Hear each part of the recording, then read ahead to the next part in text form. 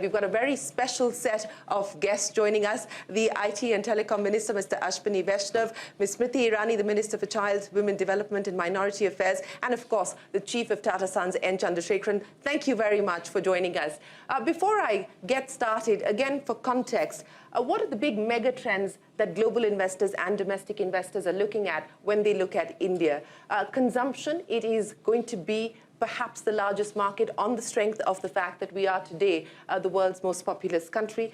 It could perhaps also be the workforce of the world because we have a very young population at this point in time, and that's the expectation and the assumption and the estimates that many are making. And of course, the other big trends that India could capitalize on, digitalization.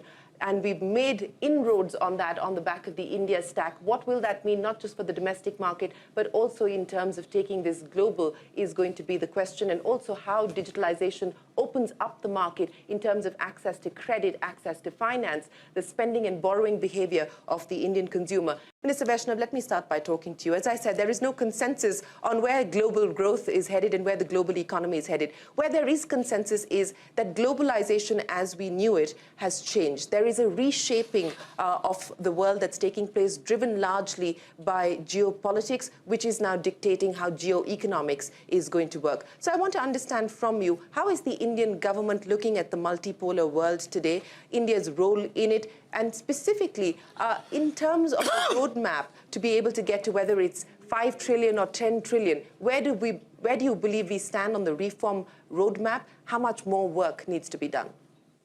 Thank you, Shireen. India has approached this entire transition which is happening in the world on multiple dimensions. One, the first dimension is to make sure that India's economy is resilient. There is a good, consistent 6 to 8% growth rate for a complete decade. It's not just 1 year or 2 year kind of thing. The thought process is the thought process and the policy framework which follows is for a complete decade, 6 to 8% growth with very moderate inflation. The second dimension is when the world is looking for resilient supply chains, and as you said in your opening statement, India has a very young population. So how do we attract large number of supply chain participants to India? How do we make it resilient? How do we use our research and development capabilities? And third part, of course, the energy transition as well as the digital stack. So I'll cover all the 3 points. When the pandemic hit and the whole world was going through a very big crisis, which was humanitarian crisis as well as an economic crisis, there were 2 approaches followed by various governments. The first approach was followed by so many countries was send out checks, make sure people get money in their hands, they consume, and that consumption will lift the market. There was a whole lot of liquidity pumped in. The combined balance sheets of US Fed, European Bank and Japanese Central Bank, the combined increase in balance sheet was about $9 trillion US. That created a very quick sugar rush kind of growth, but it also brought with it unprecedented inflation. And that inflation is not going to go away so easily. It takes a time because pushing liquidity is easy, taking it out is very difficult, and it's always very painful. On the contrary, India adopted a very pragmatic approach. Fiscal space that any country would have is always limited. It's always constrained. There is no unlimited capital in the world. Anybody can give those MMT theories, but that's bunkum. Don't believe that. Capital is always scarce. Capital is always limited. How do you use the capital that you have? That's a choice that Prime Minister Modi ji made. He made a choice that very focused consumption and support to the most vulnerable groups, vulnerable sections of the population. So about 800 million people got limited financial aid, plus free food for almost 3rd year now.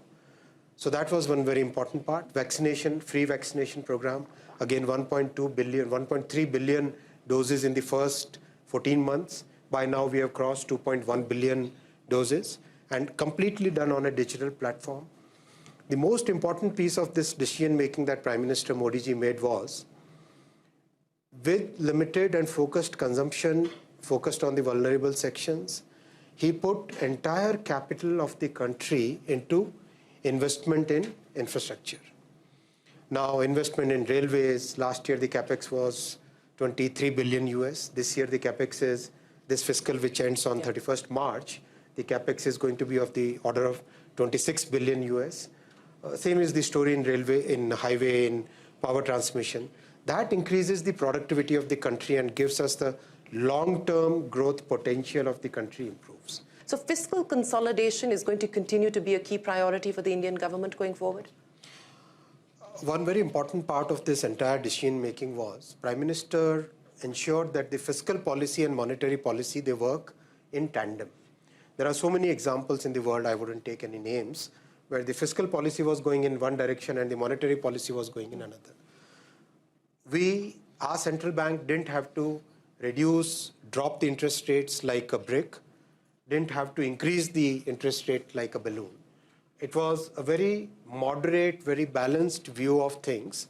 So our central bank today is in a very good position with a good balance sheet of the central government.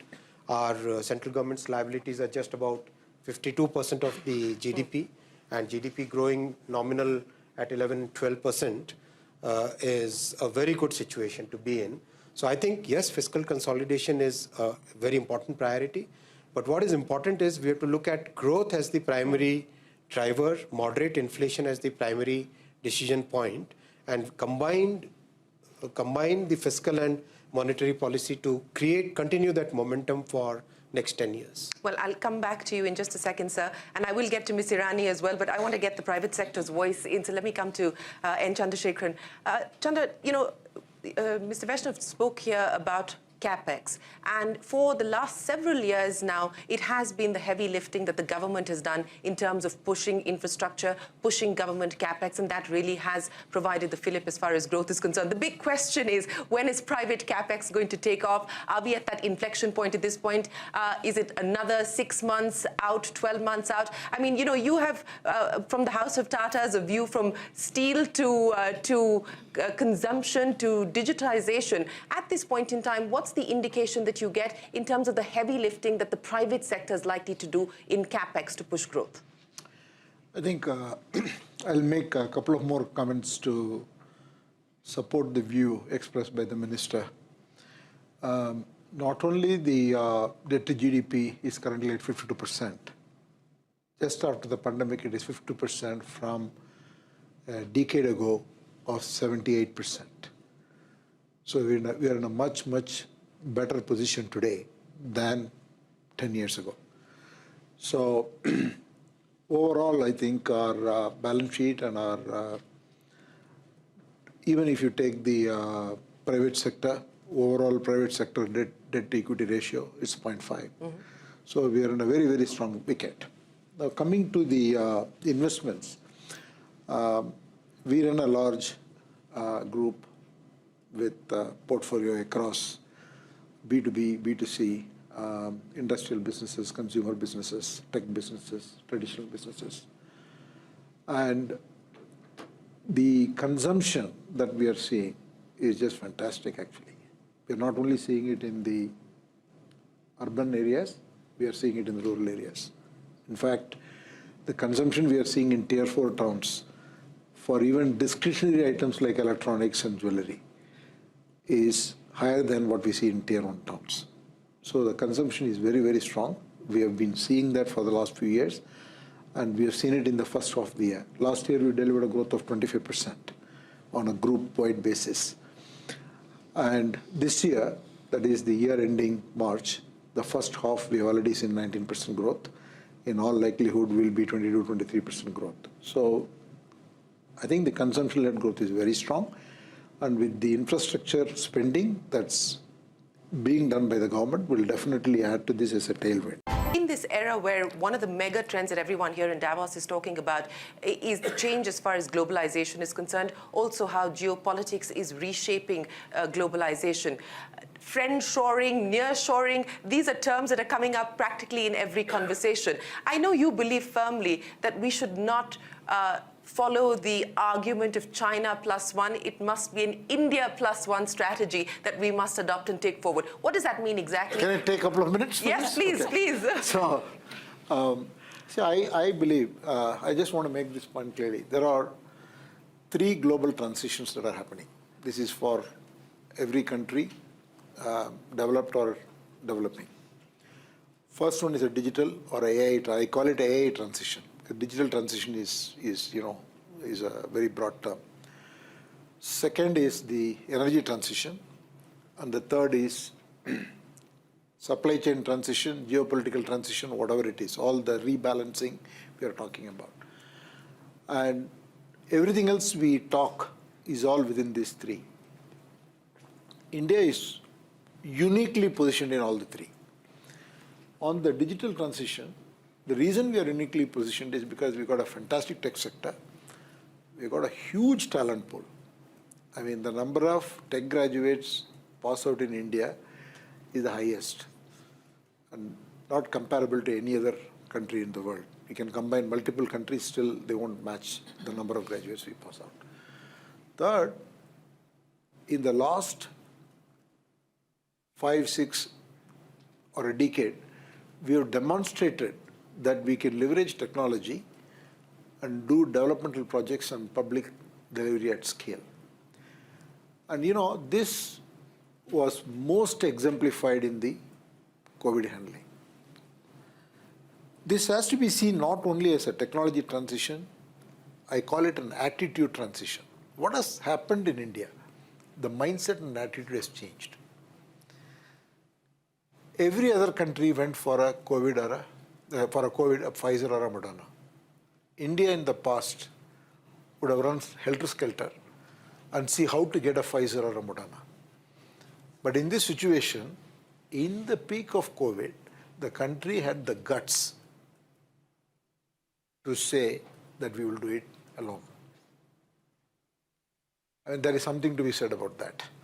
And that attitude, combined with the example of large-scale digital transformation projects. I mean, we built the whole app on the fly to vaccinate 1.3 billion people. We were all in a call every Monday evening, 7 to 8 o'clock. Business and government. So that's why the digital transition, we are extremely well placed. Energy transition, we are well placed because we are probably the only nation of scale where 2/3 of our growth for the next 25 years is going to come. So all our energy per capita is the lowest in the world. So it will increase. The amount of energy we are going to consume is so much, and all of this is new energy. So we are not replacing the bad energy. We are creating new energy for development. And to do this transition when there is growth, all of us who are in business know growth fixes every problem. You can have any problem. It will all be fixed by growth. I always say the three priorities should be growth, growth, growth. And I think we have that opportunity to make the transition beautifully than any other nation. The third one, the question that Shirin asked, is India Plus. I think it is not about replacing somebody. The world needs resilience. Resilience has to take precedence over efficiency. Over the last 50 years, we have driven efficiency beyond belief. So now we have to go back to being effective first, then put efficiency second. So the India Plus is for India to take the lead, to build the supply chain is ecosystem. It's not one person's game. Nobody can do it alone. We need partners. We need to work with other countries. We need to work with companies, US companies, Western companies, other companies who are willing to work with you on a transparent basis. So India Plus, when I say that, I mean India takes the lead and builds this ecosystem so that we become an alternate, resilient supply chain for the world. It is not about replacing somebody.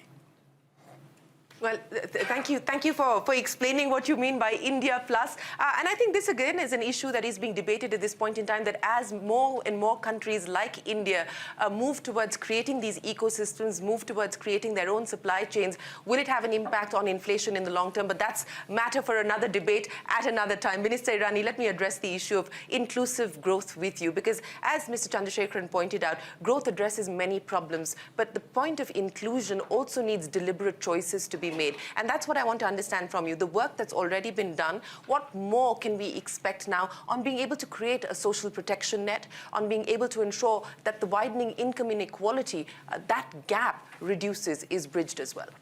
I think if I am permitted to reflect in the eloquence of Chandra, there are 2-3 things that I would like to take forward from what he said. Firstly, what happened in the pandemic is that tenacity of tech met the audacity of administration. And that is what India has said to the rest of the world. That's it. And when you talk about inclusive growth, when you talk about social security, what the Prime Minister has done is that he has re-strategized how you look at welfare. And through his policies, and the only part that I'll differ from the eloquence of Chandra is that there is no shotgun pronouncement of outlays. There is a strategic pathway that is designated before the money is put to the number or the plan. So when I talk about social security, as you've so pronounced it, Prime Minister Modi looked at it from a social investment point of view, and that is a reorientation in governance that hasn't happened before. How did it play out? Chandra speaks about the consumption levels in tier 4 levels of our country. How did that consumption get fueled? You have doorstep delivery of free food to 800 million people, thereby somewhere conserving their consumption capacity, and their purchasing power then gets either conserved or repurposed somewhere else. Apart from food, what you have done for 1 billion plus of your populace, and especially for those who are marginalized, those who are poor, is protect their pharmacological needs in a pandemic. You have delivered 2 billion doses of vaccine. And that is why I said that the tenacity of tech met the audacity of administration. As he said, the easiest thing for India to do would have been somewhere a victim of the compulsion of the alacrity with which the pandemic was spreading, that there would have been many pressures that a government faces that import that vaccine. And it takes a lot of political strength to withstand that pressure and belief in the capacity of Indian industry to rise to that occasion, knowing well that in a time when global supply chains are choked or shut down, your industry has the capacity to fulfill your need domestically, and not only fulfill a need, but also ensure that jobs are kept secure. And that is what the India story is. And again, extending from what Chandra says, why do I believe in the India +1 story? You, Shireen, began this entire discussion about how globalization is getting redefined. And now when we talk about the India story, we say we now reflect the Modi ethos of human-centered globalization. That when many countries were devoid of pharmacological help, when they were struggling to get their needs of PPE suits or vaccines met, India knew that there are many countries with their back to the wall. We did not commercially exploit that urgency of many societies. We were still humane enough to supply pharmacy needs of many countries, at times at no cost, and at times at just about the cost of production. And we did it not only out of a governance plan, we did it out of an Indian plan. As Chandra said, there are many industry captains in this very room who are on call 24/7. We've told the world, especially at Davos, we never close for business. But we were at business, both of governance and manufacturing, especially when the world had shut down. And that is the potential of India that needs to be pronounced from every corner. We did not profit from your misery. We were humane in our approach. We were resilient in protecting our supply chains. And we still served a common global cause. Well, thank you very much for that very eloquent insight into the audacity of administration and, of course, the convergence with technology. But, Mr. Vaishnaw, let me address the issue of opportunity and the roadmap ahead. One of the big things that everyone here is talking about is the PLI schemes. The government has announced and rolled out PLI schemes across 13 different sectors. There are different stages of evolution at this point in time because the dates of rollout were different. The question now is, In light of the success of the schemes that have already been rolled out, does the government feel more emboldened and confident to do more, to include more sectors under the PLI schemes? And for existing schemes, for instance, like the FAME scheme, for the benefit of our viewers who don't know, the scheme that was brought in to try and accelerate the growth of electric mobility, the sun sets on many of those schemes in the next year or so. Will the government like to continue? Because investors investing will also want predictability and a roadmap of what incentives will look like. Are we likely to see an extension of the existing subsidies? And are we also likely to see new PLI schemes and new incentives being brought in? So PLI scheme has proved out to be very successful, both for the government as well as for the industry. In terms of government, to what Mr. Chandra said, we don't put money just like that. We do have our calculations. We do economic IRR, you do financial IRR. So it's... No, I was not saying that. I was saying you can take the decision upfront. Of course, so I mean, just take PLI as an example.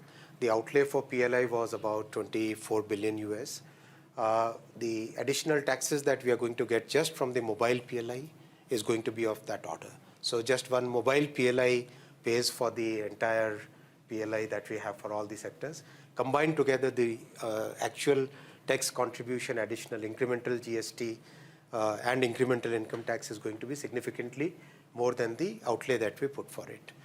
What has happened is PLI first brought the assembly to country, right?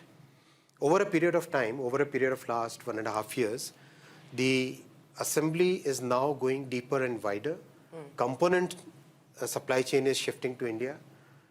Indian homegrown companies are coming up with components as well as many critical parts of the supply chain. And that is what is very, very encouraging. That is what is really good. We believe that, for example, this iPhone 14 is made in India, right? And now quite a few parts of it, quite a few components of it are now getting made in India. So that makes a huge difference. It is adding jobs. It is creating new economic opportunities. Are we likely to do more PLIs? Yes, there are many more PLI items in the work. For example, hardware IT, for servers, for laptops, for PCs. That is another piece to be still in works. There would be, this approach has worked well. So there would be more sectors that we consider. Minister Vaishnaw, Minister Irani, N. Chandrasekaran, many, many thanks for joining us here to give us your insights on what the India story looks like and more importantly, where the India story is headed. Ladies and gentlemen, thank you very much for joining us here this afternoon. Appreciate your time.